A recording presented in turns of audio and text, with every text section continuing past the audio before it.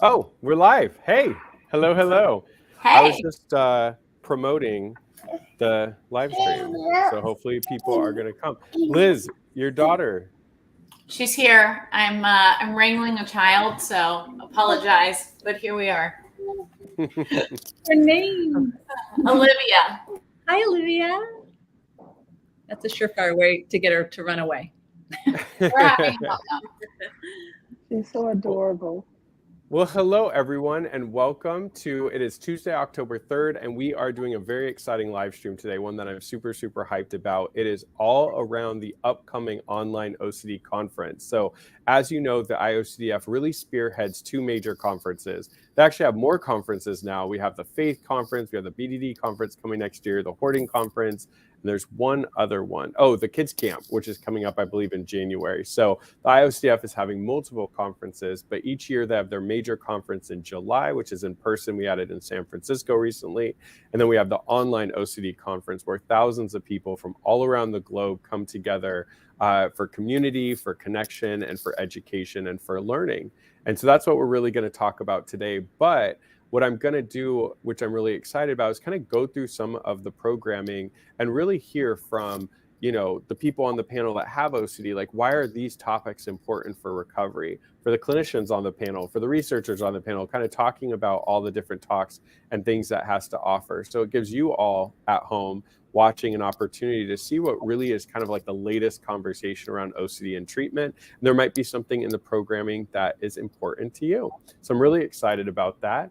Before we jump in, we have to do a little bit of housekeeping, and I forgot to bring up the actual verbiage. So I'm going to do this from memory, but Liz, if I butcher it, please jump in.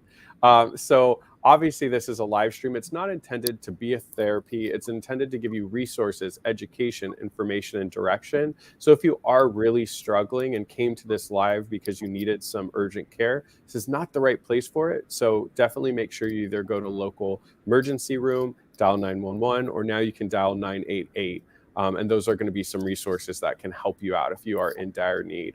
But this is a live stream that's going to give you some education. It's really important that we're all kind to each other. And this is going to be up for rewatching on the IOCS, both Facebook and YouTube channels. So make sure to check that out. I am super excited about the panel today. So I'm going to kind of go down and give the Chris introduction and then let people take over and give their own personal introductions, because I do the more like the friendly one, but I know everybody else has things that they want to start. So I'm going to go in order of people on my screen. So I'm going to start with Liz McInville, who is my partner in crime for the Lunch and Learns and Ask the Experts on Wednesdays at 9 a.m. Pacific Standard Time. And Liz is someone who's been to these conferences, speaks at these conferences, and really has found a home there, both as a clinician and researcher and person with OCD at different stages. So anything I missed, Liz, before we jump in that you want to intro yourself? Mother of two beautiful daughters who one of them peekabooed. Thank you. Yeah, I'm like careful because hiding her from the internet has been a tough task in this world, that you like try to, but you're like want people to see your kids and your life. But anyway, thanks, Chris. No, I think you hit the nail on the head on everything that we need to cover. But today the goal, I think, is twofold. Number one, of course, we want to talk about the conference and the programming and what's to offer, but I also think it's really important for us to talk about what the conference means to us. And for so many of us, myself included, the conference was kind of the core of my recovery. It was not just a pivotal piece in me understanding treatment that I could get for myself and what that would look like for my own recovery journey, but it also was where I started advocacy work and what eventually drove me to be a clinician and to do the work that I do. So the conference is really dear to so many of us for so many different reasons. And so I'm just really excited to talk about it today and to hopefully encourage other people to consider coming. Absolutely. Thanks, Liz. Next on my screen is Brooke Miller, an IOCDF advocate, somebody who I feel like I virtually got to know really, really well. It's always weird how you kind of like meet people virtually and you feel like you're like besties and then you're like, oh yeah, this person doesn't really know me that well. But hopefully feels the same way. But Brooke, I can speak for behalf of the foundation, the conference planning committee, and then the OCD SoCal board. When everybody was looking at the submissions for the conference, like yours were really, really heartfelt, and we felt that your message is something that people need to hear. So you have a couple talks at the conference. Why is the conference important for you, and why are you excited to kind of speak about it a little bit today on the live? Yeah. So thank you for having me. First of all, I'm so excited to be here. I'm super excited to talk about the conference. I unfortunately was not able to make the in-person conference, but I am thrilled to be able to join and speak at the online conference. I did join it last year, and it really was an eye-opening experience for me. I think it's amazing the community that comes together and forms, and the amount of knowledge you gain in such a short period of time. And it's really eye opening to see just how many topics are talked about. Literally, I feel like everything possible is talked about in some way or another, which I think is really great. You will always find something that you want to learn about or you align with. So I'm really excited to be part of those panels. This year, I'll specifically be speaking on one presentation about ED or eating disorders and OCD. And that's something that's near and dear to me because that's something that I experience.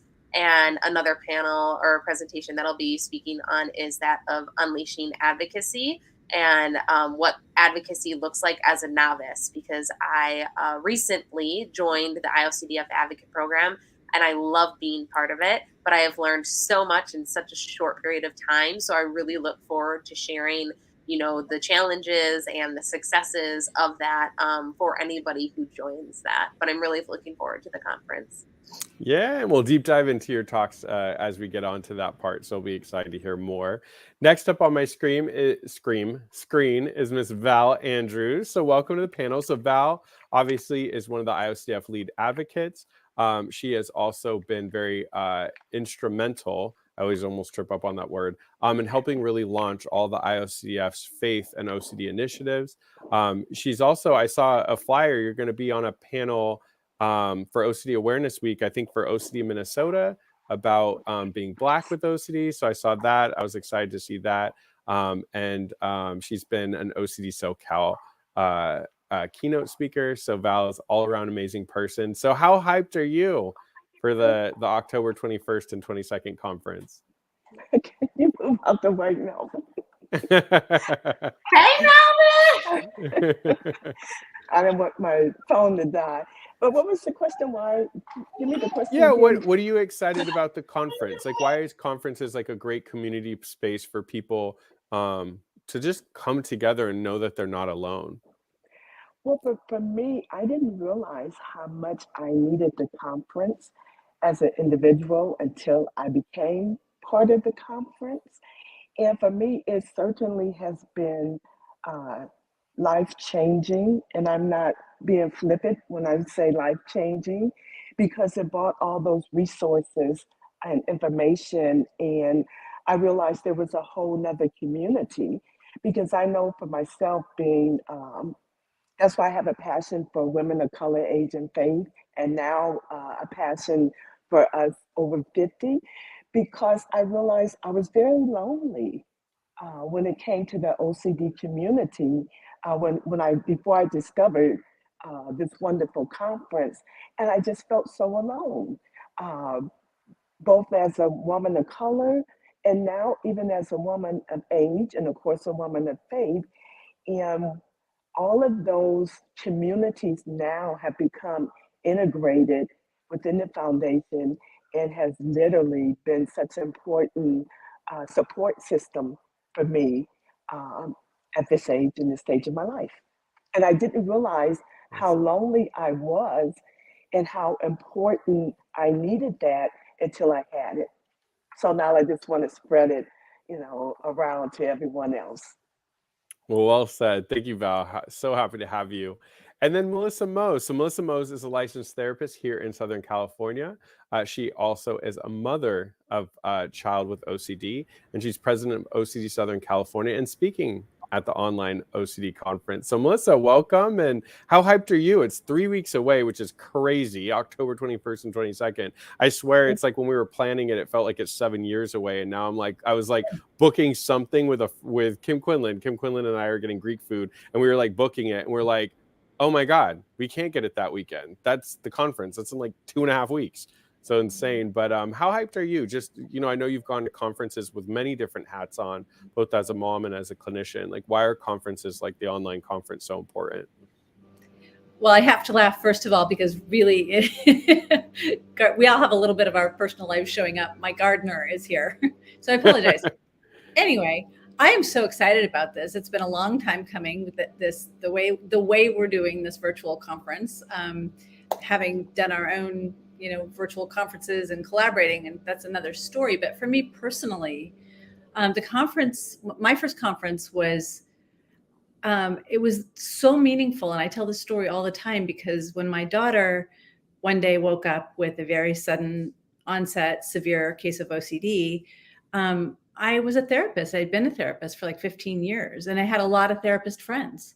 And I still was, I did everything wrong. I didn't know what was happening. And I found I couldn't really find anybody to help me, and people were giving me exactly the opposite advice. And so I found my way into a conference and I walked in there and there were thousands of people who understood what I was talking about. And I cried for most of that weekend. I really did. I met wonderful people, moms and clinicians. And to this day, I run around these conferences, whether they're in person or virtual, and I'm always torn. I'm always wanting, my mom parts want to go to this one and my therapist hat wants to go there. And there's so much to do and so many just wonderful people to connect with. The community piece has been incredibly meaningful, and just feeling like I'm with my people, and so happy to be with people. I mean, just the nicest group, the smartest group, the most compassionate group of people anywhere. So I obviously jumped in with 2 feet and got very involved. And so now I'm on the organizing end too, and that's exciting. So I'm really pleased to be here. I'm really glad to be a part of this conversation today. Awesome. And everyone, thank you, Melissa. And my name is Chris Tronson. I'm a lead advocate. And as you know, usually it's either Ethan or Katie that is leading these live streams. So we thought it was a perfect opportunity because both of them just got married.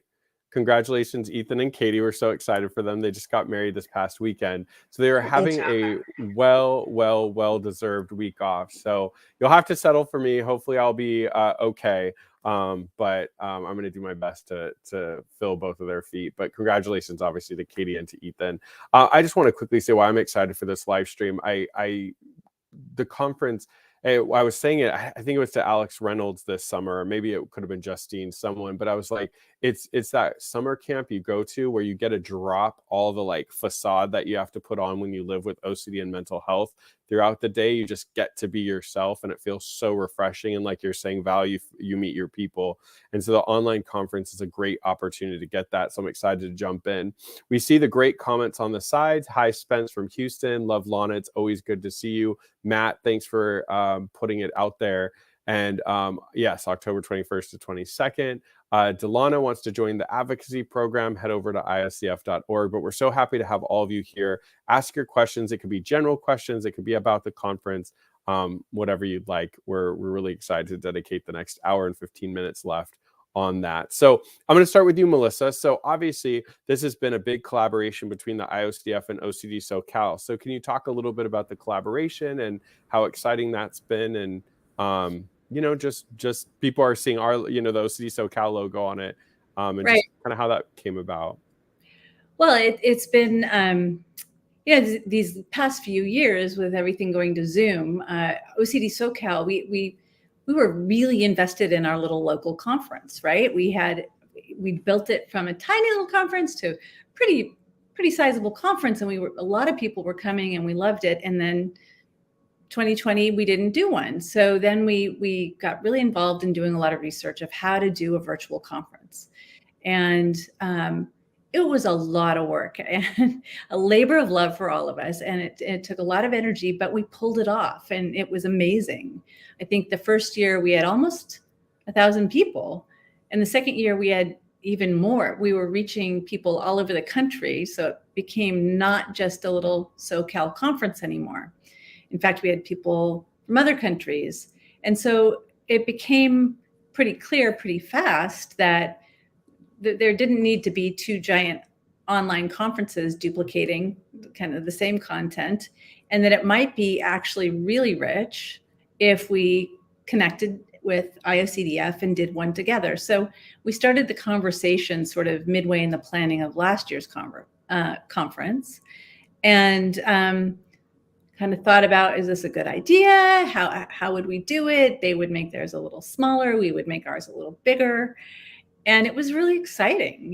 The whole board got behind it and said, yeah, this would be great. And so it's been, it's been a process. We had our system down and they had theirs, and we've been merging systems. And, but what I think has happened is that we've managed to come together and create a best of both worlds kind of situation where, we're able to reach even more people, right? And they get more help. So I think it really worked out for everybody, but we're thrilled as a board to have been involved and really honored to kind of be included in this process. And we'll be excited all the way through and see how that goes. Well said. I'm excited about that. Liz, I'm going to ask you a two-part question. So for the clinicians watching, talk to me a little bit about one of the great things that the conference offers. I know, Melissa, I think you've taken advantage of this. I know I have.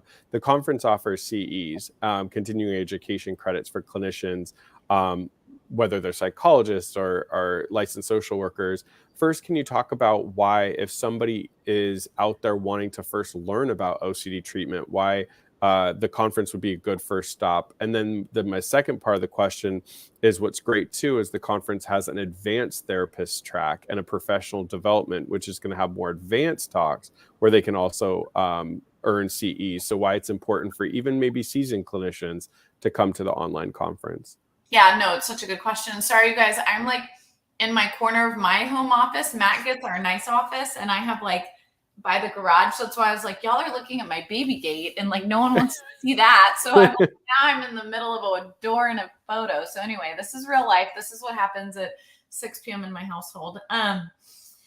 I love the conference. So I have to tell y'all, I almost never get the CEUs because I get caught like in going, like I get so excited about how many talks there are that I'm like, I want to bounce around and I want to go here. And like, I don't have time to stay at one because and that's one thing I really love is that you absolutely can go and get CEUs, which are continuing education credits that we need for as clinicians to maintain our license. And it's a great way to get them in this condensed manner. But what you can also get that's better than CEUs is you get to figure out like, what are the talks I want to go to? So I know I've been weighing, like something that's been weighing on my mind a lot is like, I want to learn more about BDD treatment. So I know I can just call Chris, but like, I also don't want to bother him 24/7.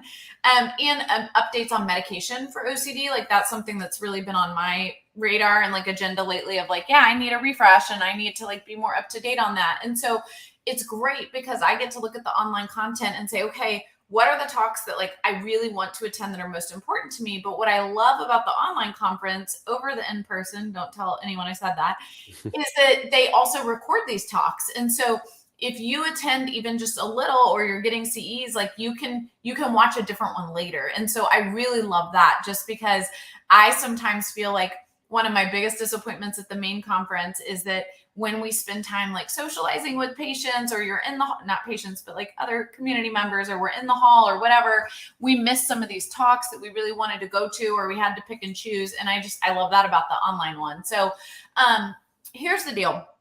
One thing we talk about, and we're going to pivot into this, I'm sure today, because you guys get us for an hour and a half. So like, you're going to get a lot of us tonight, is it is critical as clinicians of any mental health condition that we're evolving and that we're growing. And what I love so much about the conference is I think as clinicians, it keeps us on our toes. Like it gives us an opportunity to be up to date with the latest research, the latest interventions, and how we can do ERP better. I mean, I remember the plenary that Lauren Wadsworth and Caitlin Pinciotti and others gave around social justice-based ERP, and we did a webinar on it as well. But it was like, man, that was such a pivotal point to me in like the way we've updated ERP treatment in the last 5 years. And I just love that the conference works so hard to create these stages and places where new information can be disseminated and where we can really learn. As a patient, it's the same thing, right? Like as a patient, I remember sitting in the conference, going to talks with my mom that like we needed at that time.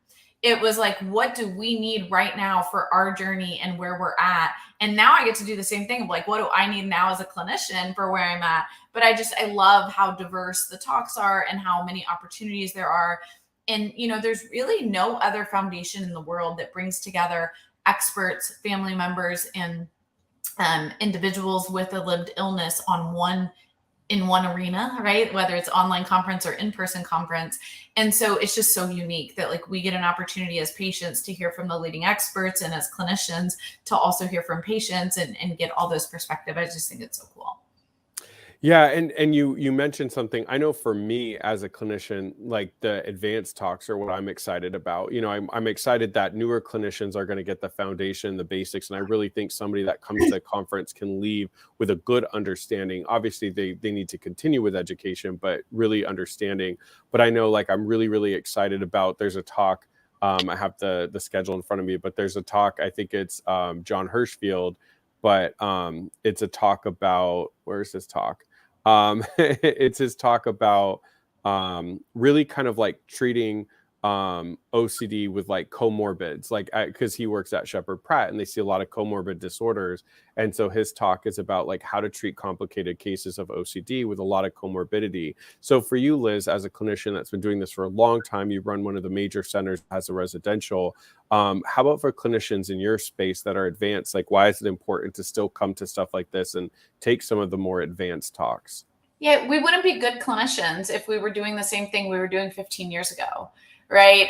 The reason I feel like we are good clinicians, and I feel confident saying that, and with our team at in Houston, is that we are constantly learning and evolving and growing, and just the conference lets us do that. And so again, all of my clinicians, like all of us who work together, we're all like, oh, I need this, I need, right? Again, I know what my needs are clinically, and they know what their needs are, and a lot of it is based on what they're seeing clinically, but also when they feel like there's a deficit that they need to address, and the conference can meet those needs. And so some of them are going to go to advanced, but sometimes actually some of them really benefit from like, you know what, I need like an introductory talk from Eric Storch on CBT, applying it to adolescents because I haven't had that. And it's like, yeah, great, go get that, right? So there's just so many different things. It's really whatever you need.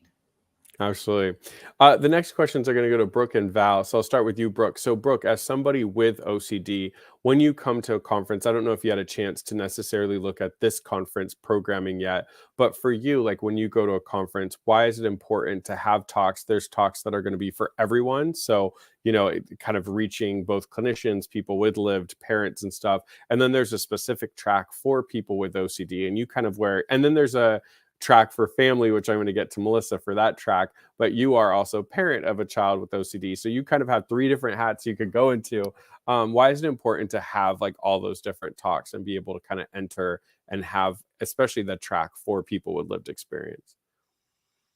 Yeah, so I am super grateful for the variety that the conference brings. Me specifically, I've struggled with OCD, eating disorder, bipolar 2, panic disorder, so definitely comorbidities. I have a son who's 10 years old with OCD, a daughter who's 8 with panic and anxiety. I'm a nurse by trade who has also worked in mental health. So I definitely have dabbled in a lot of those different areas. So I appreciate just the versatility and opportunity to go, like Liz was saying, kind of pick and choose, maybe do one for me that's meant for me right in this moment. What am I struggling with the most?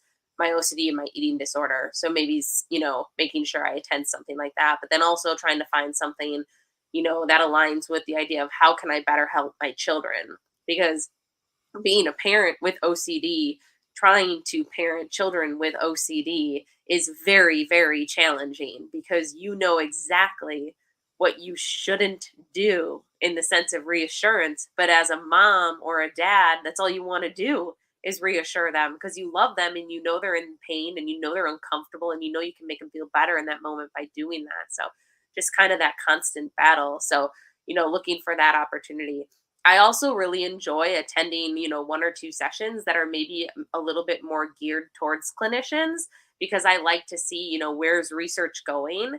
Where are therapy and treatment modalities headed? Am I maybe, personally not seeing some of these modalities in my own treatment course? And is this something I can bring back to my own therapist and say, hey, I saw that, they're utilizing this new treatment and it's showing a lot of positive progress and outcomes. Is this something you're familiar with or something we could talk about? So I love that there's opportunity for everyone to kind of find their space. And I'm just super excited. Honestly, I really am. And I love the online format. I really do. I think that first of all, it reaches so many people. Not everybody has the availability to be able to attend the in person conference, even though I'm sure everybody would love to do that. So just giving everyone an opportunity to be able to, see the same information and meet the same people just through a virtual platform. And like the outreach is just crazy, with just virtual platforms in general, being able to outreach into like these really rural areas that don't have access to treatment providers that are very well trained with ERP and how to treat somebody with OCD and whatnot. So super thankful for that and really excited for the community. This community, no matter how you interact with this community, whether it be the physical conference, the online conference, these town halls, the lunch and learns, whatever, every single time you can enter it feeling kind of crummy, having a bad day, and you just find your people and that everybody here understands what you're going through and knows how you feel and you just feel loved. So just really appreciative of that. Well said. Well said. I'm going to come back around in a second to talk about the specific talks the panel are on, but I just want to shout out one more time, iocdf.org/online OCDcon, so you can look up how to register as well as the program. Val, for you, like when you come to a conference like this, I don't know if you had a chance to look at the program, but what are some of the talks that speak to you? Like, what are you hoping, like for you at the end of the conference, besides obviously you speaking, but like what are you hoping to have seen, or any topics you're interested, or anything that you're excited to connect with? Well, a couple of things. I know for me as an individual, I come to understand the value of having that title, International OCD Foundation, that so many of the other organizations don't um, specify. I think it's so important that as individuals we can see ourselves, whether culturally, whether be it, or being the same ethnicity.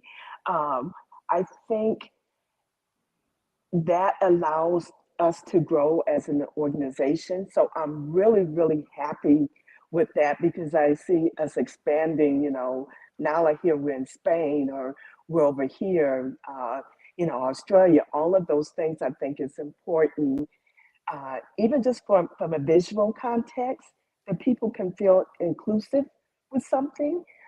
For me, I'm looking forward to being on the panel with the Over the Hill Gang. Uh, I'm finding as I get older, so does OCD. And I didn't realize that until just recently, that that's a whole different avenue, at least for me to expand and to explore. That, was something about going up that hill that I'm getting a whole different view that those of you who have not lived with OCD for 6 decades like I have do not see. And I think it's so important to push the agenda with the lived experience, along with the research, and along with, the clinicians, along with the information. I needed all of those factors to help me move along in my own journey.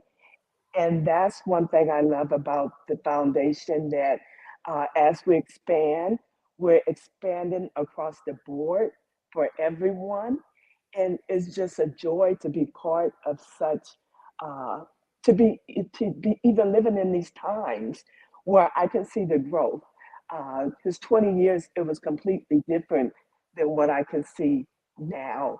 So particularly for me is seeing that whole new community of us older generation being appreciated, acknowledged, and seen. So that's what I'm excited about. And also wearing that international title, seeing that become more than just a name. Yeah, no, that was important for everybody kind of involved in putting this program together, was to make sure to include international folks. And I think that's what's awesome. We have Israel represented, Canada represented. We have a couple different countries. And I think it's important because OCD is definitely not an America only disorder. It's something that people around the globe are being impacted by. So to incorporate that, I think it's so exciting, which is sometimes harder for the in-person conference because somebody in Australia flying out to speak, it's expensive and it's tiring. It's a lot of work and they got to move away from their work. But to be able to speak, one of our board members is speaking from Ireland. So to be able to kind of do that from different countries, it just shows that, there's a vantage point from all these different communities involved in this conference, from faith to race to age to international. Yeah, that's so true. So Chris, I'm going to jump in. What does the conference mean to you? Like, I know a little bit about your backstory, but I want you to share a little bit about like why. And first of all, you guys, I want to give a shout out to Chris. Chris has been instrumental in planning and organizing this year, both our in-person and online conference. And he pretends like he's not exhausted, but he has to be. He's been doing this nonstop. And I will be the first to tell you, like, Chris cares so much, to a point, you guys, where we're doing a talk and he keeps being like, we have to prep. And I'm like, Chris, we don't have to prep. We do live streams. And he's like, Liz, this has to be so good. And like, so we're going to prep. But I'm just telling y'all, like, I just love, Chris, how much your heart and soul is in the conference, because I know the impact it's had personally, but then you see it as well with your patients and clients. And yeah, tell us what it means to you. Thank you for putting Liz. That is so important. He's a jewel. Oh, thank you.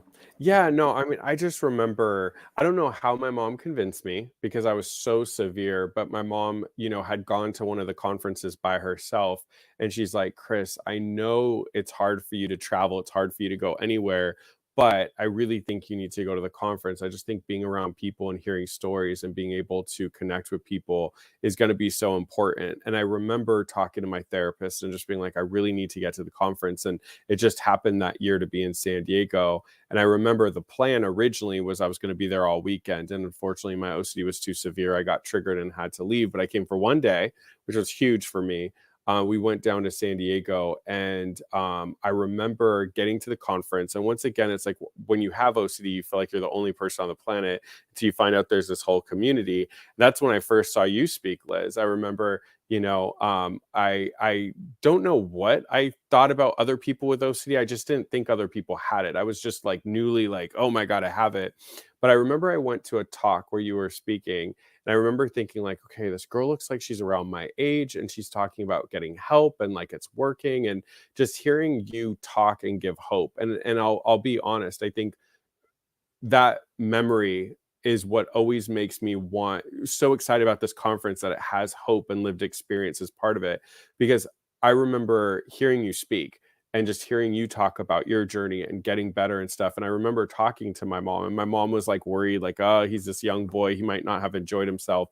But I was like, Mom, I was like, there's people like my age and there's getting better and things like that. And I remember, unfortunately, I got really triggered, contamination, and we had to leave. But it was you who I met and saw. And then I went to one other talk, and there was like people my age sitting near me. I didn't interact with them, but just seeing other people my age too. And I remember going home and just being inspired by you and just thinking like, okay, there's other people my age and they're doing it. And so I remember feeling very inspired. And even though I could only make it for a day, it was like one of those moments that kind of changed the trajectory of my treatment.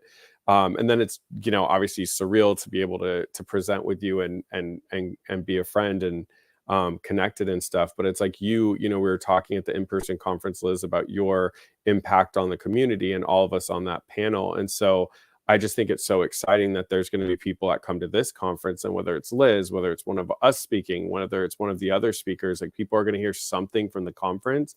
And that's why I tell parents, I'm like, if your kid is not willing to open to treatment, try to get them to the conference. Sometimes one person's connected. Like you were like one of the first people I met with OCD. We didn't even talk because I was like sitting in the chair, like everything is dirty. But it's like just meeting somebody was enough to kind of change. And I think that's what the lived experience panels will really bring, is like people will see someone in themselves and be motivated.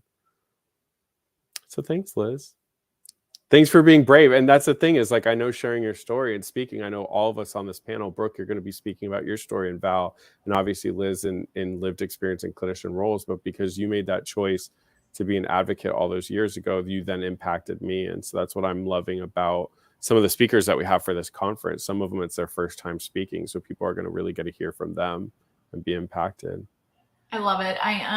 Thank you, but it's not, the credit's not to me, it's to you for showing up, right? The reality is that, like, I was at a place where I could speak, even though I wasn't always doing well, right? When I would speak back then, but you know, it's really like Ethan talked about this in his keynote, and it was so moving to me when he did, of like, thank you to those that like worked so hard to just be here to listen, right? Because for so many of us, just attending a talk, and I love the conference because you can be struggling in bed, the online conference, struggling in bed, and you can attend. So it certainly like increases the ability there to help. But the reality is that, I don't know, I just think that the biggest piece, we can talk about clinicians, we can talk about the talks, we can talk about the research and all these things that are critical, but it's human experiences that makes this conference unique, right? Like what makes this conference and what makes this entire group a community versus just a nonprofit is that people with lived experience get up and they're vulnerable and they're raw and they connect with somebody else who's also vulnerable and raw and struggling and needs that in that moment. And I think all of us, like our conference moments aren't when we, it's when we, it's not about like what we presented, right? It's the connections we made or the connections that happened that you feel like your story helped someone else or someone else's story helped you. And that's just what's so awesome about this conference. It's so human. You know, that's what I love about this conference. It's so human. Like real people put it together. Real people are speaking and real people are running it. Melissa, you know, I want to ask you before I'm going to go. The next thing I'm going to do is ask y'all about your individual talks. So start thinking about those. But before we jump into that, Melissa, you know, we have this family track, you know, both days of the conference that is really there for not just family members, but loved ones, supporters, partners, cousins, third uncles, twice removed, right? That they can come to this track. You know, speaking to a parent maybe watching this who's like on the fence, oh, you know, there's therapists or there's lived experience. Why is that track important as a mother of somebody with OCD to attend or to get that content? Well, I'll just speak as a mother, and I'll say, to echo Liz a little bit about your work and working with you on a board, how what drives you is how meaningful it is to you. Right. So what drives me is how meaningful it is to connect with other mothers and clinicians and people who understand that, you know, the struggle of watching your kid like sink and feeling completely helpless, like watching, like you're watching them just like, and you can't do anything about it. Right. And the time that I've spent year after year after year, sitting with other mothers, other clinicians who were generous enough to spend their lunchtime talking to me. I'll never forget John Hirschfield at one point said, well, maybe she's just a kid who's going to do compulsions. And it was like, I couldn't get her into therapy. And that was so relieving at a certain point, right? So just the generosity of the people there and that human connection, like you're saying, and the vulnerability of all of us being in it because it's meaningful in a deep, deep, deep, deep way. So in terms of what I would say to another mother who's looking at the program and maybe thinking, oh, I know about family accommodation. Like I teach about family accommodation. I help people with family accommodation, and I learn something new every time I go to hear somebody else speak about it, because it's a slightly different angle. It's something I hadn't thought of before, or it's the same exact thought put in different words. So just on that topic alone, I would say I still just soak them all up as an attendee. And I know what we really kept in mind in putting this together is that we find offer a little bit of something for everybody, right? So all the different stages. So it's going to be really different if you've got a 5-year-old with OCD versus a 25-year-old with OCD, right? And, what do I do now that my 20-year-old is, driving off into the world or not driving off into the world, and what that particular struggle looks like. So I would say that we've been really thoughtful about trying to offer something that approaches the issues of, what we do and how we are when we watch our loved ones struggle, whether it's a partner or a friend, or a child, right? Or a parent. All the different angles of it, right? We wanted to offer some science. We wanted to offer it from, various different perspectives, from an ACT perspective, from an ERP. We just trying to get all of the different angles in different ages addressed. So from that angle, I think, yeah, there's going to be something there that you haven't seen before. And that's really important. But then there's also the issue, and I think this is an ongoing thing for all of us as human beings on the planet anyway. I might know what to do, but there are going to be moments where I feel like I can't do it, right? Where I'm dealing with my own struggles just as a person with feelings and conflicting thoughts and my own stuff. So I think that, each time I go and I show up and I connect with other people and I hear content a little differently, maybe it helps me be a little bit more present with my feelings when they're coming up, and it makes me better able to help my child. So I think that would be my response to, anybody who's wondering, is there something here for me? Yeah. One thing that you said too that made me think is like sometimes it's funny because I work at a group practice and people help run group with me. And sometimes one of my clients will come in and be like, I was in so-and-so small group and they said this. And I'm thinking in my head, I've said that to you the last 10 sessions. What do you mean you just heard it for the first time? But sometimes somebody will say it with a different tone or a different analogy or a different example. And that's what I love is like, even if you're a parent that's been to the conferences before and heard experts speak, that sometimes somebody will say something different or you'll connect with somebody else. And it's like, oh, there was something about Liz that I connected with, right? There's going to be things that people connect with Brooke's story. There's going to be things that connect with you as a parent and a clinician, Melissa. And so I think sometimes hearing, from people, sometimes you'll just hear it one way and something will be like that aha moment that really kind of changes the trajectory of treatment and recovery. All right, so I'm going to go around and talk about y'all's personal talks just so people can get a touch of what they're speaking about. So I'm going to start with you, Brooke. So tell us a little bit about, and I can look up the titles if you need me to, but tell me a little bit about your talks that you're excited about. Sure. So the first one is OCD and ED, the closer you look. So this is going to be a talk that just talks a lot about the comorbidity of having OCD and an eating disorder. And just from my own personal experience, I know that this is a lot more common. And unfortunately, there isn't as much supportive research out there as there probably should be in helping to treat these two. They're also very easily like commingled and kind of stacked on top of each other. So treatment can get a little hairy sometimes just because it's, are you treating the OCD? Are you treating the ED? Do you need to treat both? So I am super excited to be part of that panel. I am going to be speaking on that panel as a lived experience person. And I always think that lived experience is so important when it comes to advocacy because it really just kind of puts a face to it. And I am very honest and open and transparent with my experience. So I look forward to sharing that with people and providing hope for those that may be experiencing that right now and what my treatment looked like and where I am now compared to where I was just a few years ago. So that's one of my talks. And then the other one I'm super excited for. So technically it's called Unleashing the Advocacy Spirit, Empowering Novices in Mental Health.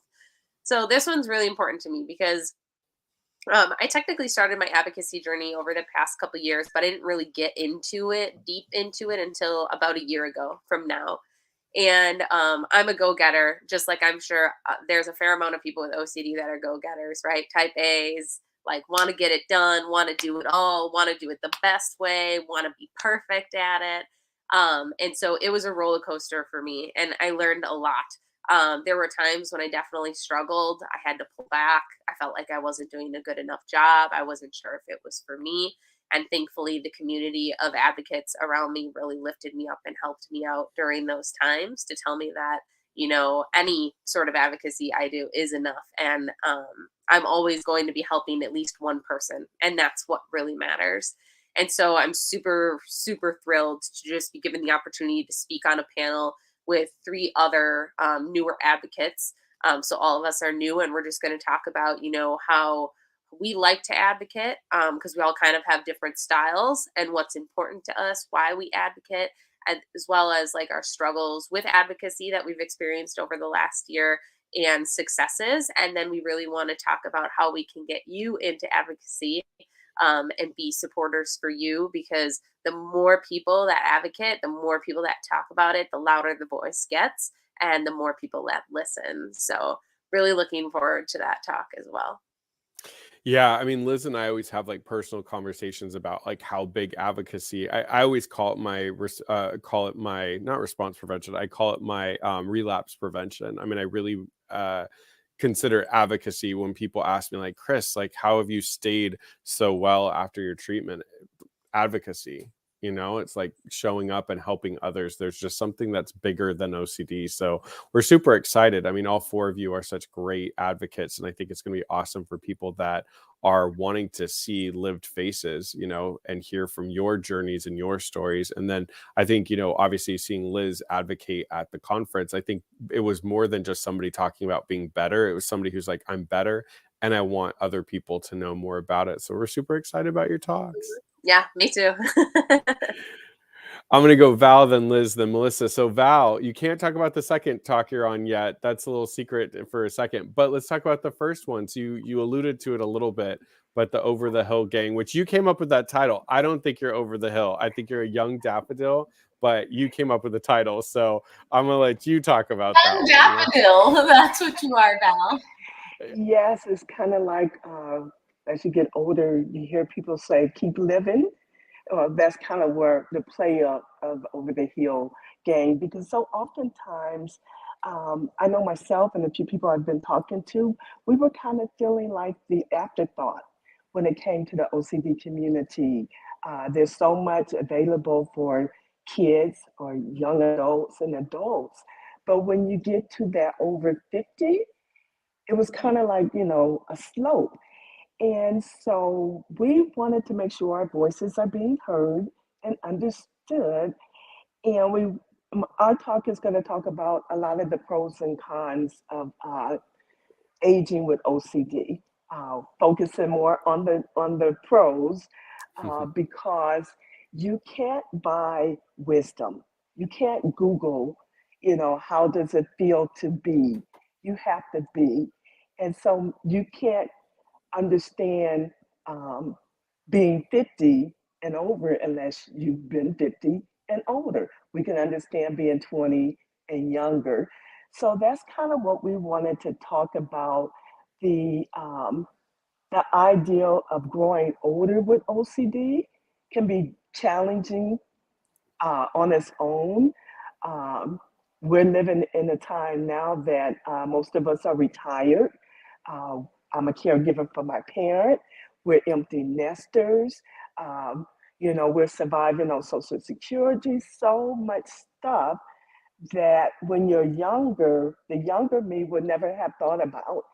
And like I said, it's been very exciting, but also challenging when I opened up my book of life.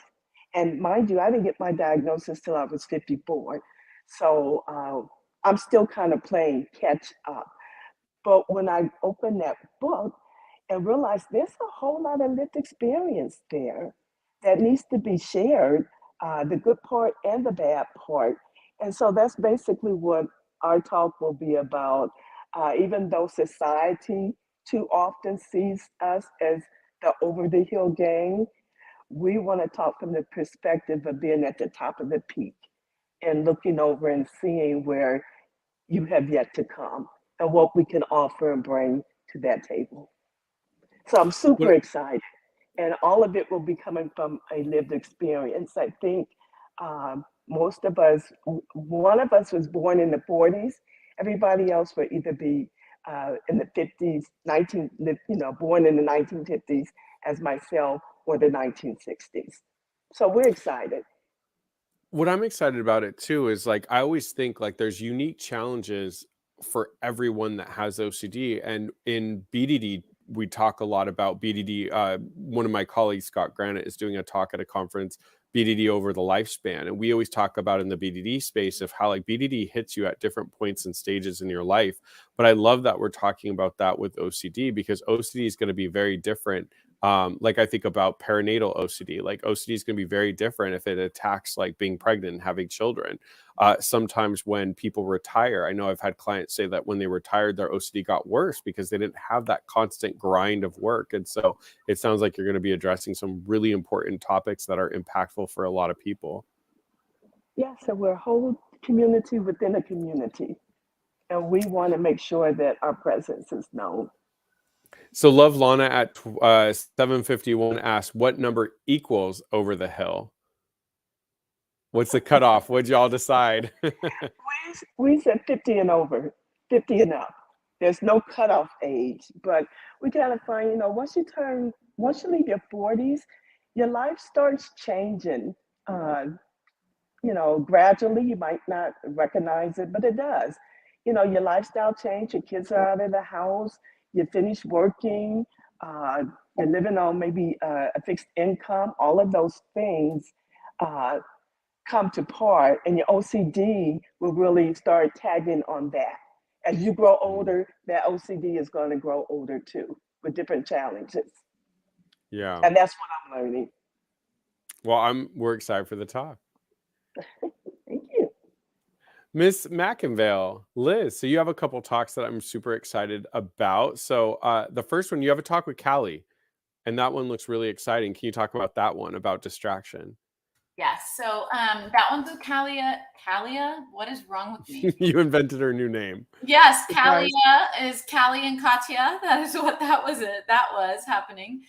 So that talk is with Callie and Katya Moritz, Dr. Moritz. And so it's really exciting. So one thing I've been talking a lot about, you guys, is that I feel like the world has gotten to this place of like, forget OCD, right? But like you take away OCD, where like our tolerance for distress isn't there. And I think part of that is that we've created this world of distraction, right? When you're feeling anxious, you pick up your phone and you surf the web. When you're at a stoplight, you somehow stay busy. Like people don't just sit still anymore, and they don't just like sit with their thoughts or sit with their distress. And if you think about it, that's actually like exactly what we're trying to teach you in OCD treatment, right? We're trying to teach you to not just like push your thoughts down and try to distract yourself and stay busy, but instead to allow space for them and to not be afraid of them and to be able to ride that wave of distress and sit through it. And so this is a really fun talk where we're going to talk about kind of the impact that distraction can have in OCD treatment, but we're also going to be talking about like how as a whole, the messages that the world is sending you is like, be distracted, don't sit in discomfort. Like you don't have to do that. And there's a million tools that will allow you to not do that. But actually that's really disruptive, right? It's disruptive to you in a lot of ways. And so we're going to talk a lot about our own experiences, how we use distraction for a long time and how it kind of kept us stuck in our treatment recovery, but then how the world uses it. And so the goal for this talk is that individuals with OCD will certainly learn a lot, but family members can also learn how sometimes these like distraction techniques aren't actually useful, and how can you model different things in your home and in your environment, and how as parents do we engage in distraction as well, all of that. So I'm excited for it. What I like about it too is like, I don't know if y'all see this, it's going to make me sound old, but it's like all my younger clients, like you said, they can't just sit still, right? Like they can't. It's like we'll be talking and they'll keep reaching for their phone and checking if they got any like Snapchats or, any texts and stuff. And so I do think that that's one of the things that's hard for some people with OCD is like they are constantly distracting. And then that sort of becomes, I've even had parents be like, what are some distraction techniques when he's triggered? And it's like, oh, but the trigger's not going to go away just because you're distracted on TikTok. Yeah. And we're going to talk a lot about that too, about how like, I know for me part of my treatment recovery was actually to like have a good schedule and to stay busy, because I knew that if I stayed at home and like didn't have a schedule, it could increase depression and isolation and all of that. But there is like a balance of like, okay, there's a big difference in me like having a schedule, having a plan, going to work, creating purpose in my life versus not being able to be at home for even 10 minutes without being totally busy, because if I'm slow and I'm idle, I might have thoughts and I'm afraid of them, when like that's actually still sending the message to OCD that it holds all the power. And so it's that balance and being able to figure out what makes sense and what doesn't. So it'll be a good talk. It'll be really fun. And Katya, for those who don't know, Katya runs NBI, Neurobehavioral Institute in Florida, and she has so much background in DBT and OCD treatment. So DBT treatment is more focused on like emotion regulation and personality disorders. And she's incredible, has an incredible wealth of knowledge. So I'm excited for her to bring in that DBT perspective and lens. I think it's going to add a lot of value to that conversation. I'm excited. Another one that you're doing with Michelle Massey and with Ryan Judd from your clinic is about, I like the title, I think Michelle came up with it, cutting the umbilical cord is so much harder when OCD is involved. So it's kind of like a advanced sort of discussion about family accommodation. And so I know that's something that Melissa had mentioned. This is such a central part for families. They just don't know. So what would family members and loved ones get from this talk? Yeah, so many things. So a lot of our concepts are going to be based on Ellie Leibowitz's SPACE program. So it's really going to be about how do we make sure parents feel supported on how they can best support their anxious children, right? So what are some tools they can have and use?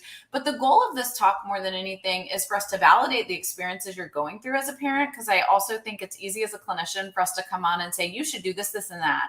And it's much harder as a parent to implement that in your home when things are falling apart and things are chaotic and you're just trying to survive. And so a lot of it is going to be us just talking about like surviving, but then once you get in treatment, what does it look like? But our goal for this talk is not as much about treatment specifics. It's more about, can you understand the anxiety and OCD cycle?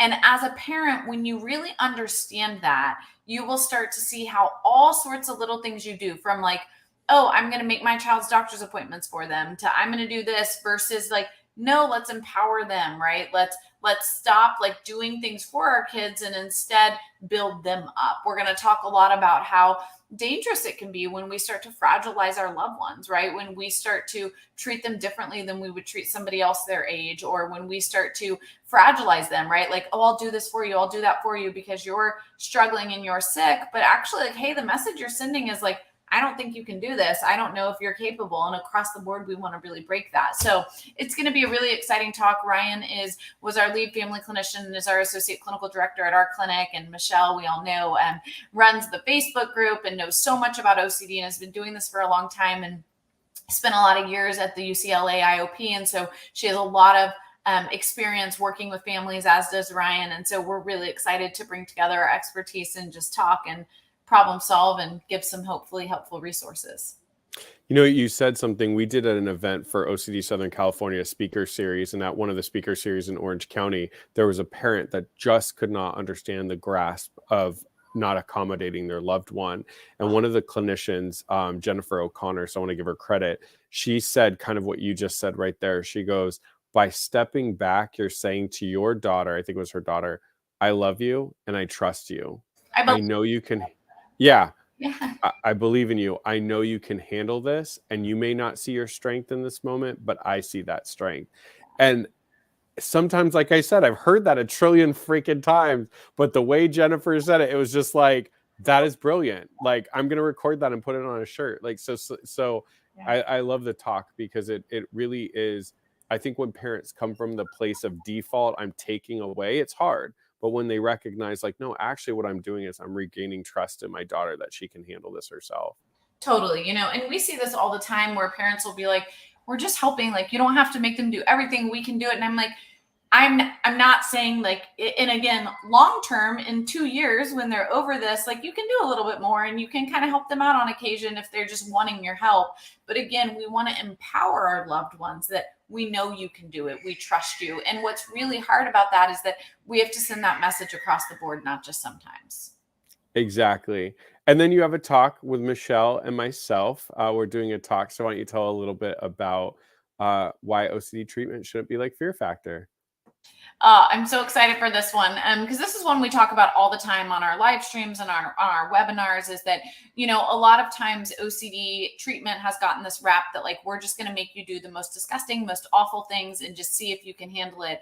And we want to really break that. We want to make sure individuals know that ERP should be values based. It should bring you closer to the things you want to be doing. It shouldn't just be a test to see how far and extreme you should take it or can take it. And so I'm really excited. You'll get to talk. You can talk more about this one too, Chris. But this is really a talk where we're going to focus a lot on what should ERP look like, but also what should it not look like, and how we want to make sure that the patients, right, ourselves, when we're in therapy, that we are empowered to know the difference, but that we're also empowered to be our own advocates. So I want us as patients saying, Chris, this doesn't feel right. Like, I know you want me to do that exposure, but this doesn't make sense. And so I want to talk to patients about that, because I find so many times patients have no idea that they can do that. They'll be like, wait, I can tell my clinician this, like, I don't have to do everything they say. And I'm like, oh my gosh, like, yes, we do not want you doing what we're asking you to do just because we're saying it. Like, it should make more sense to you than it does to us. So this talk's going to break that down, and I'm excited about it. But Chris, you can tell us more about it too.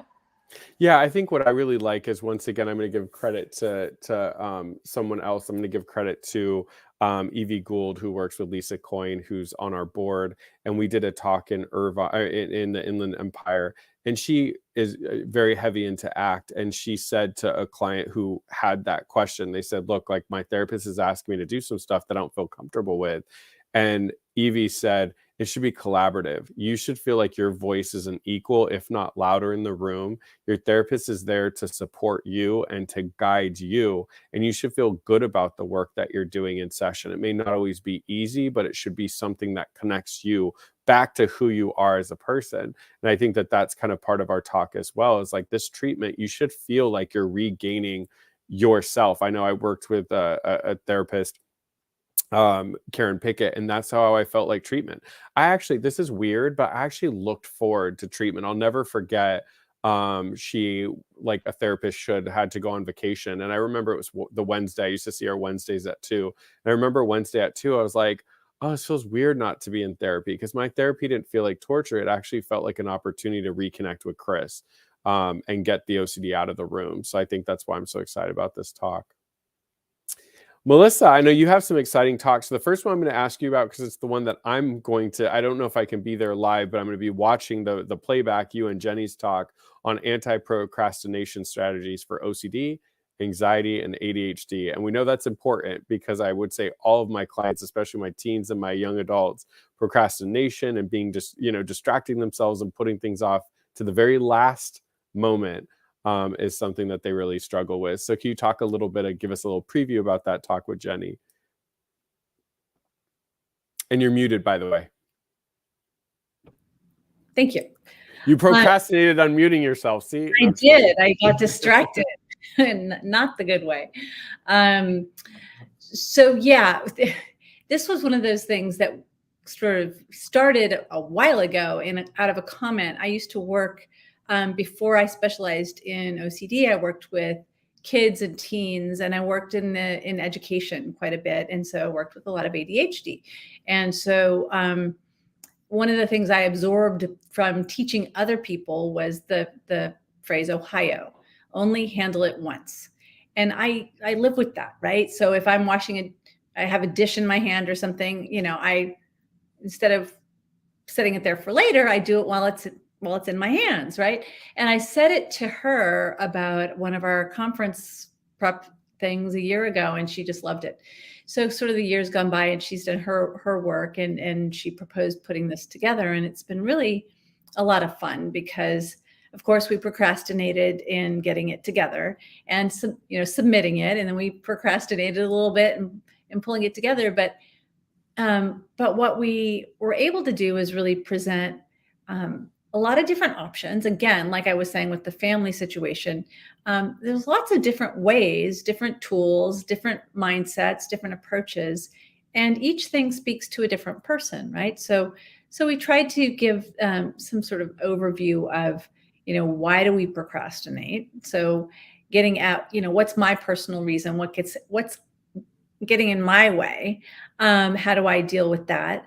What are some things that I can do instead, right? By looking at when I'm not doing these things, what am I doing instead? So I can cue myself in to realize, oh, wait, maybe I should shift gears, and how to get yourself to actually do it, right? So this is going to be one of those talks where we present for a little bit, and we just sort of pulled that together, and we present some tools. There's a really great handbook that Jenny's worked with. She used to run an anti-procrastination group, and so she's got a lot of experience working with this in the OCD realm in particular. But we're going to go through some of those tools, and then we're going to do some experiential stuff for people who come. So another thing I really love about the way this conference works is that there's presentation time, and then there's interaction, and there's Q&A. So we're going to use that Q&A time really productively with some do it now stuff, like and help people really apply the things that we talk about in the moment, which is the whole point, right? It's like only handle it once, do it now. So so really getting people to make that just small shift rather than seeing things as enormous. And for OCD, it's huge, right? It's like, well, next time I'll do the exposure, or I'll do my homework later, my practice later, or even getting into therapy. There's a million different ways we avoid, right? And avoidance, and if by extension, right, avoidance is a compulsion, and so is procrastination, because procrastination is avoidance. So really working with it in that way, and we had a lot of fun putting that together. I like that. I never had a cool acronym, but I tell myself that all the time. I'll like set something on the ground, and I'll be like, I'll grab it before bed and put it away. And I'm like, no, you won't. Stop lying to yourself. Pick it up and put it away now. But now I'm going to say Ohio, because I'll just be like a little signifier. I've never been to Ohio. Love Lana said she's from Ohio. So I'll have to go there one day just to be like, hey, this acronym. I know there's a couple other talks. So you're doing a talk with Evie Gould, who is on our board, as well as Louisa Cannon and Cordella Kraus, about courage, connection, and compassion, inviting change and support resilience in family. So tell me a little bit about that one. Yeah, that one's a lot of fun. We've had some challenges because we're all in different countries. That's one of those ones where, like, how do we get together and plan with all the time zones? But that was Evie's. I just really love her creativity, because based on the idea that coming at it from different angles is helpful. That kind of seems like it's been my theme tonight, and the theme, like a lot of us have talked about in this conference. There are different approaches to helping families navigate this, and it's such a family-based situation when you have OCD in a family member, sometimes more than one, right? So I do a lot of work with the SPACE program. Like Liz just mentioned, I found that approach to be so powerful, because of realizing that I'm not trying to change my child's behavior, right? I can change what I do, and that's really powerful, right? So I'm going to speak a little bit on that. And then, as you mentioned, Evie's really big with ACT and using ACT approaches to help parents. And I think both of those get at that piece I was alluding to earlier, which is oftentimes I might know what I should do or what somebody would tell me to do, but how do I get myself to do it? And I think that both of those, and ACT in particular, is really great for that. And then this is one of those great opportunities for me, because I don't know anything much about the other two approaches. So we're going to talk about invitation to change as one modality of working with families, and community reinforcement and family training as other modalities. And so this is another way that we're trying to speak to the variety. Like, every family is different. Every family's needs are different. Sometimes it's like one family or one child, like mine, right? So if I was having a situation, I had the freedom to deal with that. Some families, there's multiple children, right? Or situations impinging on that. So getting the community and around the family involved is really, really important. And these are more community-based ways of helping families navigate the issue. So it's a very exciting way to approach it. And again, bringing some new things in that I haven't heard talked about at the conference. It's exciting. And then you have one more talk. And I think what's great about this talk is I spoke at somebody's support group last night. Shout out to Michelle Whitkin. I came and spoke and shared my story. And one of the things that I said is you don't have to do this alone. And one thing that people want to leave the conference with is resources. So I know that some of the other OCD SoCal board members are doing a talk about resources. So Right. you don't have to do it alone. So what are some of the resources that people are going to get to connect with that they'll be able to take with them tangibly after the conference? Well, this was a really fun one to do as well, because we, as a board, have so many different, such a wide range of experience, right? So we are each going to talk about the ways that we found community. And, I've talked enough about me so far, so I talk more about me in that. And at the way that I got involved. I mean, really, the way I found community was to get involved in the board, and here I am. This is amazing. Working here with you guys, it's incredible. But we are trying to encourage people to think about what it is they want in a community, and if they can't find it, how to create their own. Because really, even our affiliate, OCD SoCal, which is a pretty big and involved affiliate, started with two people. Started with a husband-wife, and it just grew from there, just two individuals. And there's always somebody you can ask how to do it, right? Somebody will be there to help you, even to start an affiliate. So if there's nothing in your area, this talk is really designed to help you figure out what you would like to create and how to create it. So if you're in the lived experience community and you want to find other people like you, how to find support groups or connect with others, right? So we have Shannon Switzer, who is a peer support person, who also, like Liz is saying, found a career by coming to these conferences, right? So she actually really got involved and began doing what she does as a peer support specialist because of just sharing her lived experience with other people. So she offers a lot of resources and how she navigated her path and how others could do something similar. And now she works for NAMI, the National Alliance in Mental Illness, which is great. NAMI, I mean, she's involved in the board, right? So she found community in any number of different ways. Same with most of us. It's not just one way. But yeah, Shannon's wonderful and is a wealth of resources. Sue will talk about her journey in developing clinician support and consultation groups. And she goes through a really, really useful step-by-step how to start your own consultation group for the clinicians who might be looking to find more community when you're new in this field.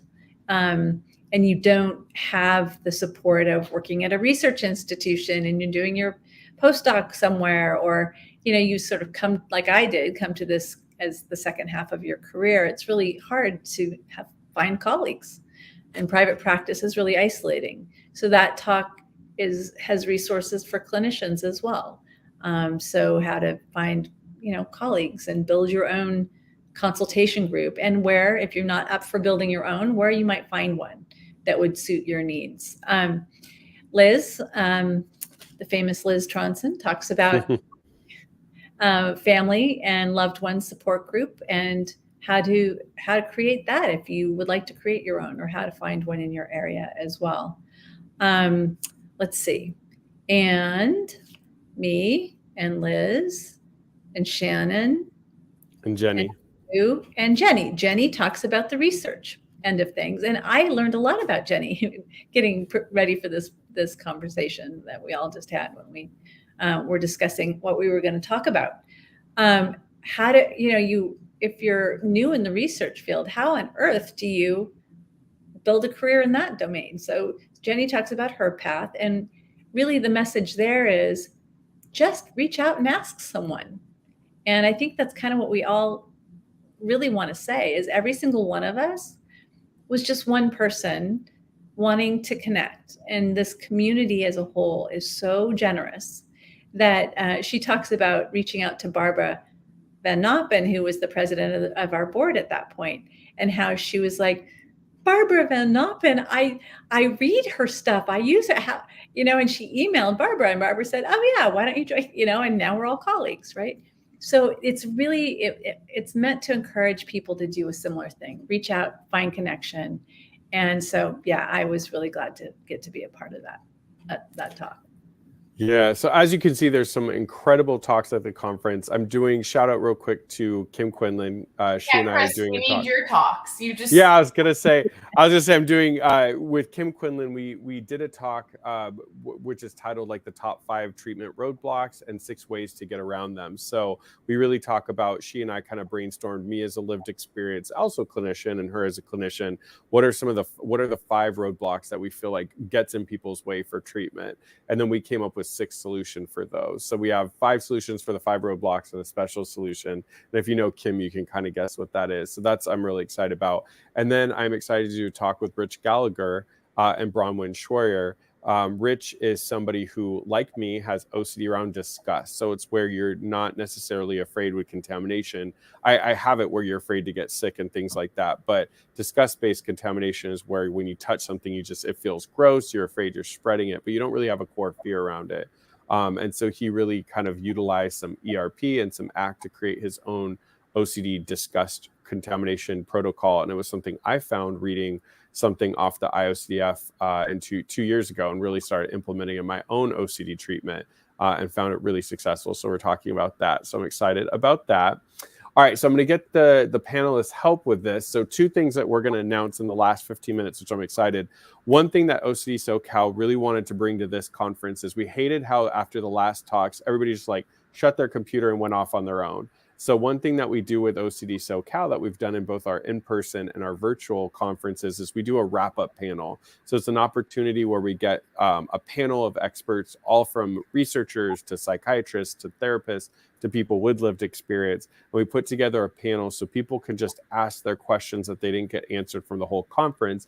And it's a way to kind of, for the last final panel, all to be in the same room together.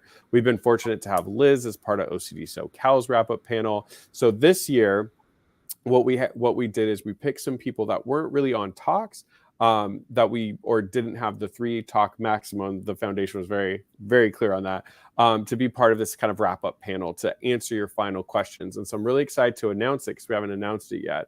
So instead of me talking about these people, I'm going to call on the panelists that I know these people and tell a little bit about them. So one of them, Liz, I'm going to have you speak on, is Caitlin Pinciotti. So why is Caitlin so excited, and people have to stick around to the end of the conference to sort of hear from her? Yeah, Caitlin is so amazing. I actually met with her last week. So Caitlin is somebody who just brings a wealth of knowledge. She has really helped spearhead with Lauren Wadsworth and others our social justice ERP-based movement. You can watch some live streams and different events, but Caitlin also has done incredible work in the intersection of PTSD and OCD, and has helped really pave the way for worksheets, maps, the understanding of like, how do you treat individuals who are dual diagnosed, and what should that treatment path look like? Yeah, so I didn't know. This is the first time I'm hearing about this too, Chris, by the way, so you're throwing me on the spot, but Caitlin is amazing, and she is going to bring so much knowledge, and just yeah, she's great. Awesome. The next panelist I'll let you talk about, Brooke, is Ethan Smith, our good friend Ethan. So why is Ethan such a great person? Oh my gosh, that makes me so excited. I almost have tears of joy. So Ethan is an amazing advocate. And as mentioned earlier on, Ethan and Katie, another amazing advocate, just got married very recently. I don't know if there's a better OCD advocate couple out there, but they just live and breathe advocacy. They put their everything into it. I know that Ethan was not feeling well recently and was sick, and he still, being down, just did everything he could to try to stay in the game.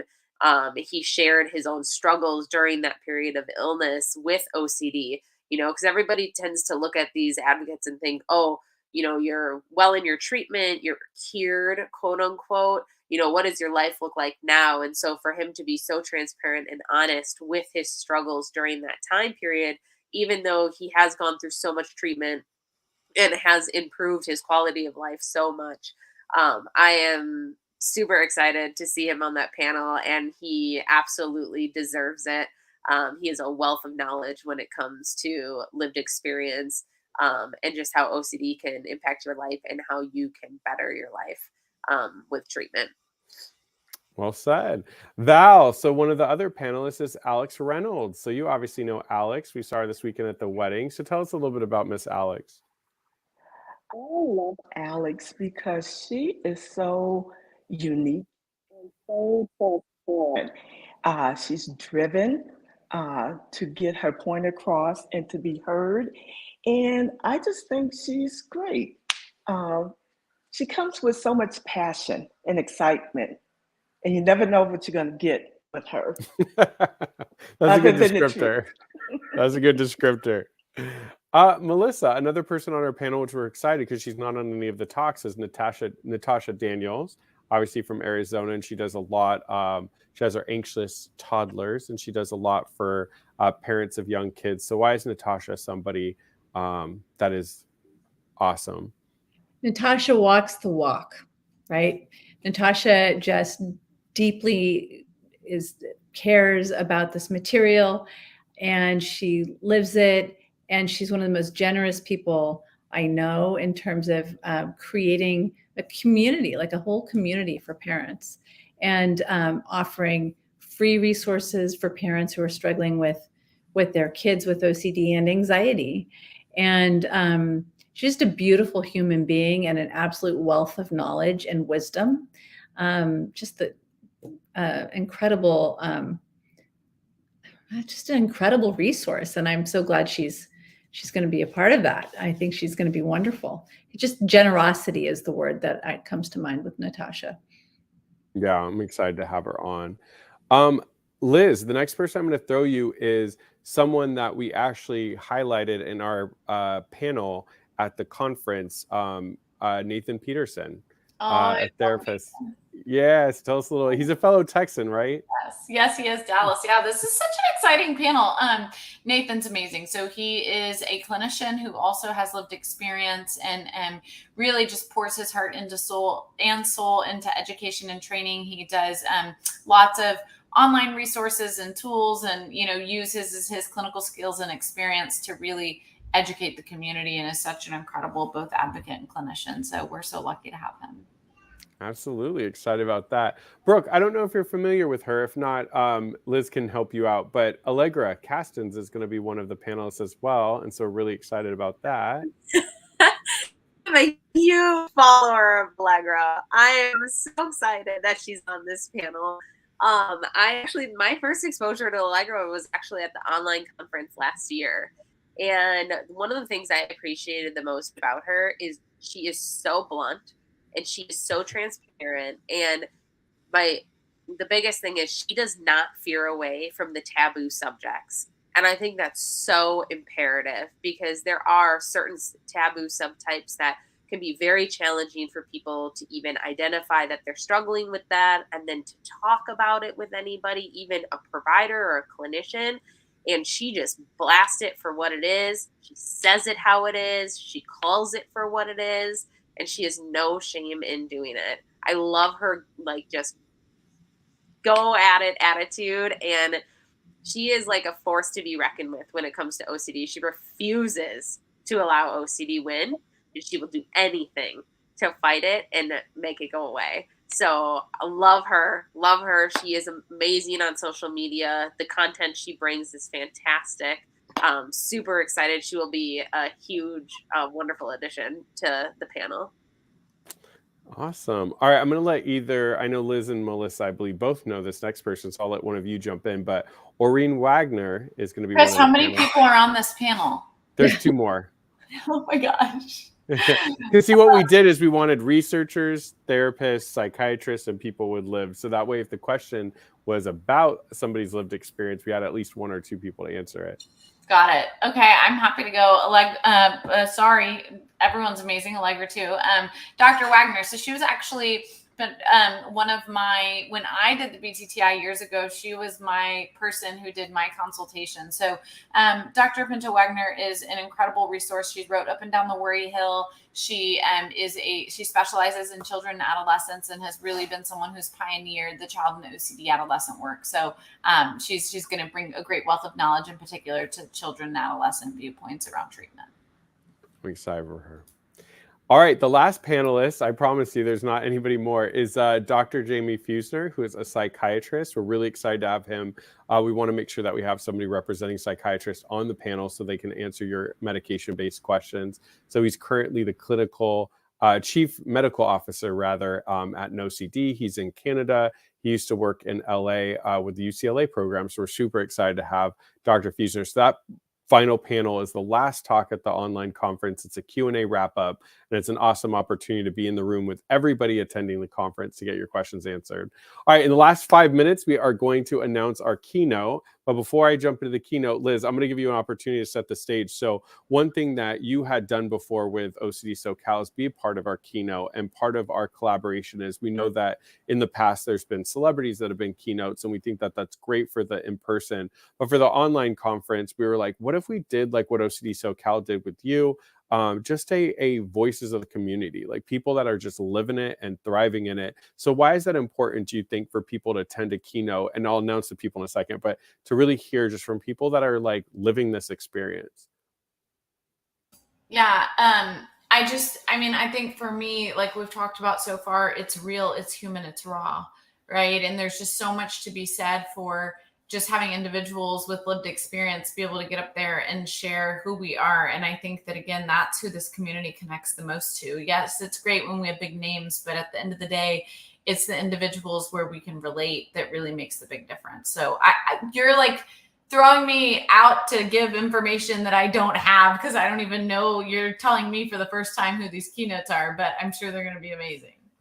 Yes, absolutely. But I think it's one of those things that, like, obviously, you know, what you were just saying is like people hearing from the community is so important. So the cool thing is this year's keynotes are voices from the community. So these are people that are absolutely living with it. So the first couple, I don't have pictures, bummer, to be able, I mean, I have pictures, I don't know how to put them on the screen. But the first couple, we really wanted, Canada's international, right? I'm always bad with that. I know it's not overseas. Yeah, it is. I think it is. Our first, we wanted to represent an international panelists. And so we are excited to have both Jan Stewart and her son, Andrew Stewart.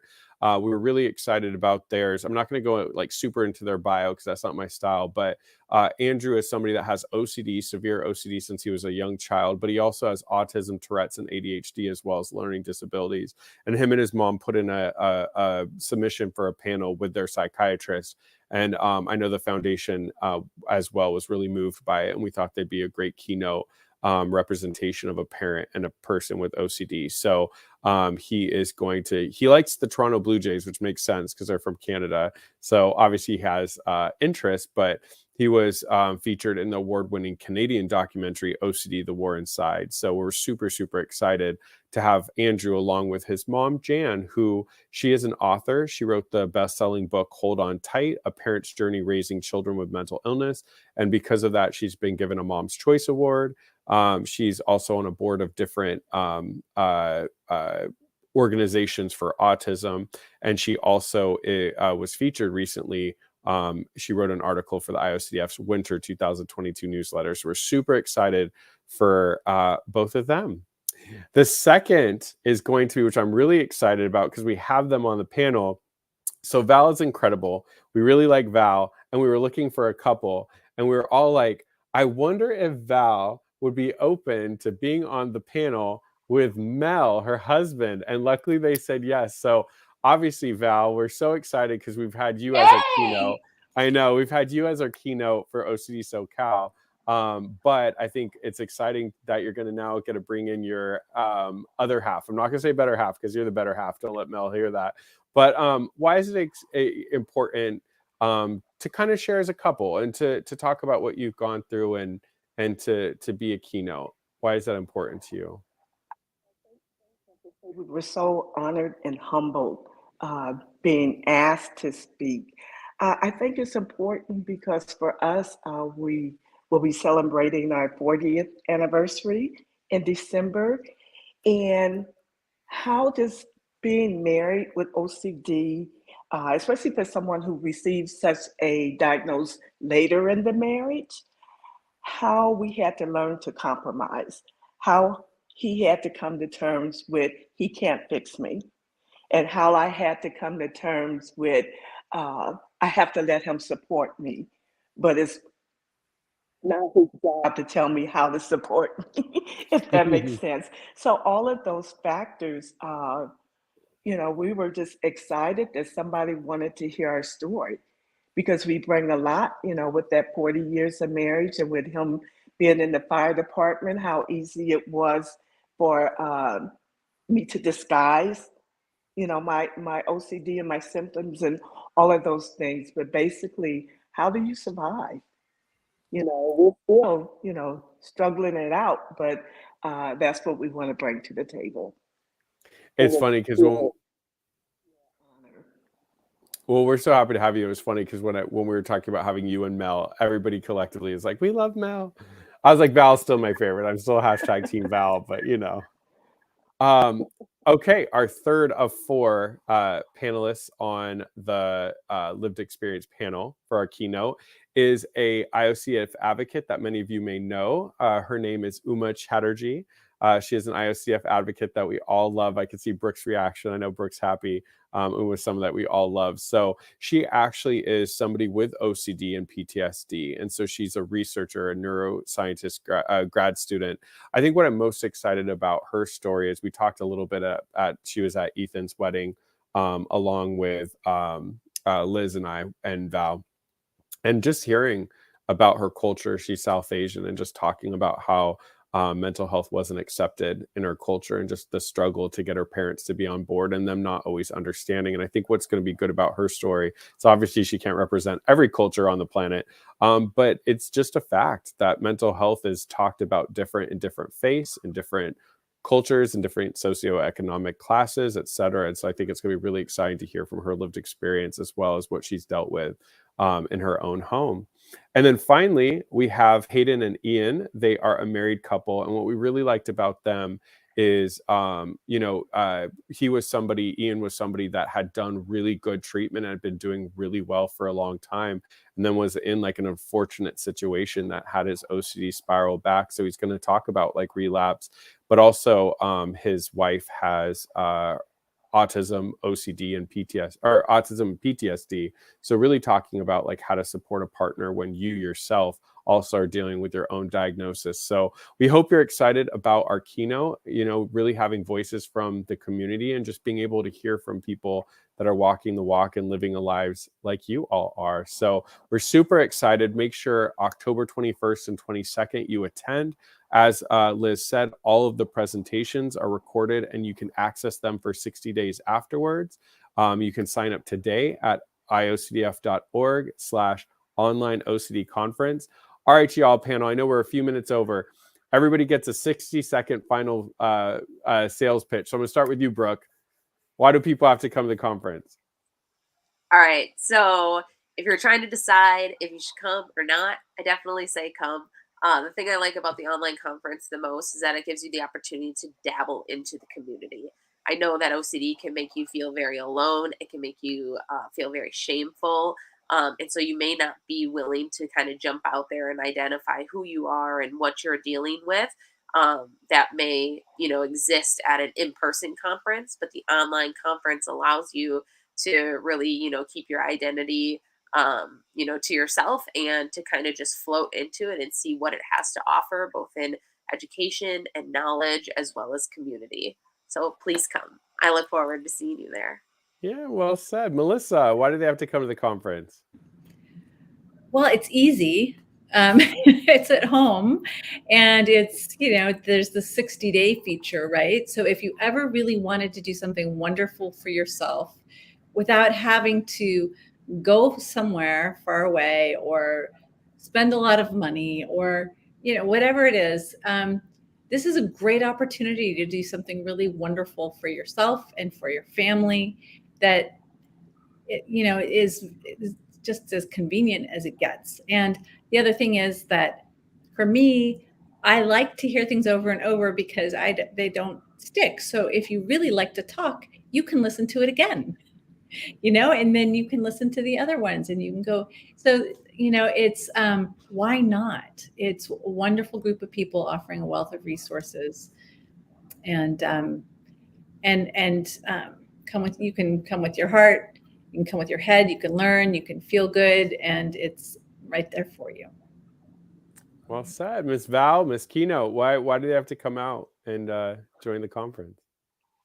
Well, I think it's a unique opportunity, as everyone has said, to get information, to feel heard, and even to feel included, even though you're virtually.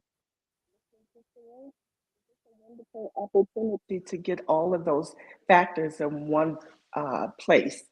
And I'm one of these people too that love to go back and listen to previous talks. And I think that's one of the greatest points in coming, that you can always access it later. And you're going to meet all these wonderful people. So, Well said, Val. Liz, why do they have to come out? I just think there's no greater community than the OCD community, and I feel really strong about that.